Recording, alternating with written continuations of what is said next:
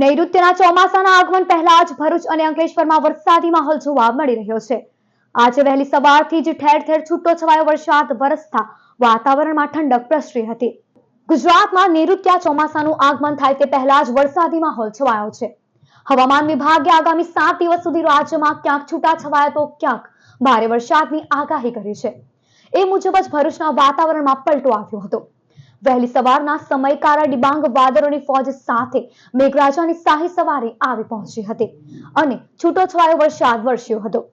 પવન સાથે વરસાદ વરસતા વાતાવરણમાં ઠંડક પ્રસરી હતી. ભારે ઉકળાટ અને બફારા વચ્ચે મેઘરાજાની એન્ટ્રી થતા લોકોને ગરમીથી આંશિક રાહત મળી હતી. આ તરફ અંકલેશ્વર અને હાસોટ પંથકમાં પણ વહેલી સવારના સમયથી જ વરસાદી માહોલ જોવા મળી રહ્યો છે.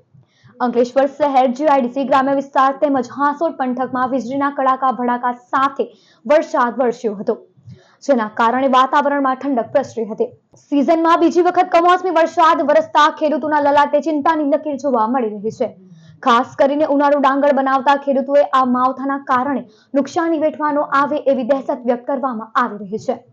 ભરૂચ જિલ્લા પૂર નિયંત્રણ કક્ષ ખાતે 2 કલાકમાં અંકલેશ્વરમાં 2 ઇંચ, ઝઘડિયા અને હાસોટ તાલુકામાં 1.25 ઇંચ વરસાદ નોંધાયો હતો, જ્યારે ભરૂચ, વાલિયા, વાગરા અને નેત્રંગમાં 1/2 ઇંચ સુધી આકાશી જળ વરસ્યા હતા.